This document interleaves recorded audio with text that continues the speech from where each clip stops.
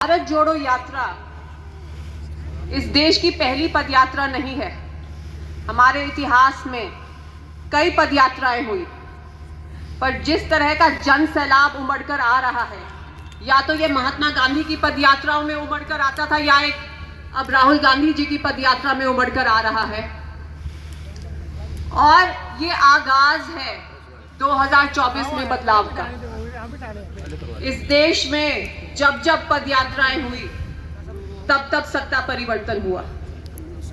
आपको याद हो, हमारे भूतपूर्व प्रधानमंत्री चंद्रशेखर जी ने पदयात्रा की थी, उसके बाद क्या हुआ था? 1991 में सत्ता परिवर्तन हुआ।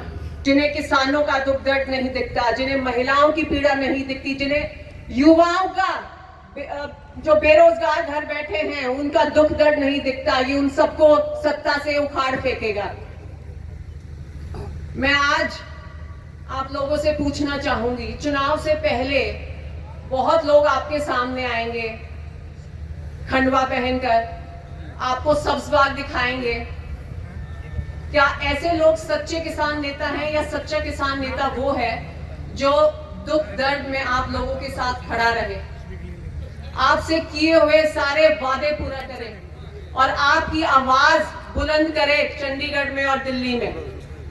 मैं आपको याद दिलवा दूं, 1 साल तक किसान धरना चलता रहा इस देश में। 750 किसान शहीद हुए, ये 750 परिवार बर्बाद हुए हैं। क्या सरकार ने कोई मुआवजा दिया? 1 रुपया भी मुआवजा दिया हो इन परिवारों को? कहीं आप टीवी चैनलों पर, अखबारों में इनके परिवारों का जिक्र पढ़ते हैं या सुनते हैं? नहीं। हमारी संसद में हरियाणा प्रदेश के 15 सांसद हैं, 15, 10 लोकसभा में, 5 राज्यसभा में। केवल एक युवा सांसद को छोड़कर किसी ने भी आवाज उठाई इस देश के किसानों के लिए? नहीं। केवल दीपेंद्र हुड्डा जी एकमात्र ऐसे लीडर हैं जिन्होंने सरकार के खिलाफ आवाज उठाई। जब ये 3 कृषि कानून पास हो रहे थे, जब ये 3 कृषि कानून सरकार लेकर आई हमारे संसद में, तो हमारे प्रदेश के जितने भी सांसद हैं उनमें से कई तो जमींदारी परिवारों से हैं, जमींदार परिवारों से हैं, पर किसी ने हिम्मत नहीं दिखाई सरकार के खिलाफ बोलने की। केवल दीपेंद्र हुड्डा जी इकलौते ऐसे किसान लीडर हैं जो बोले ही नहीं बल्कि शेर की तरह दहाड़े। तो आप बताइए, सच्चा किसान लीडर कौन हुआ? आज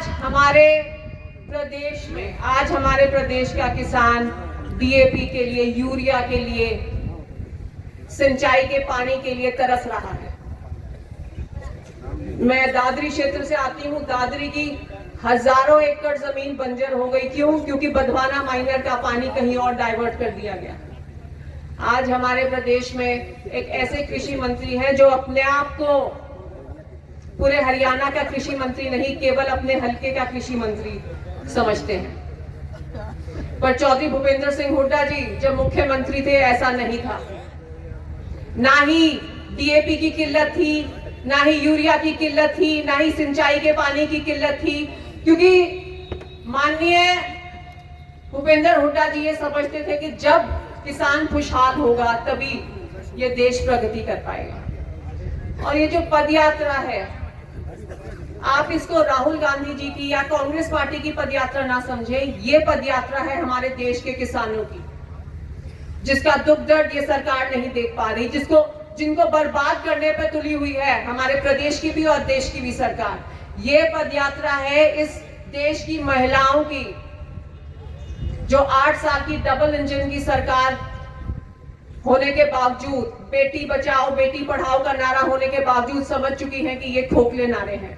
ना तो ये हमारी बेटियों को पढ़ाना चाहते हैं, ना ही ये हमारी बेटियों को नौकरी देना चाहते हैं। ये पदयात्रा है हमारे देश के युवाओं के लिए,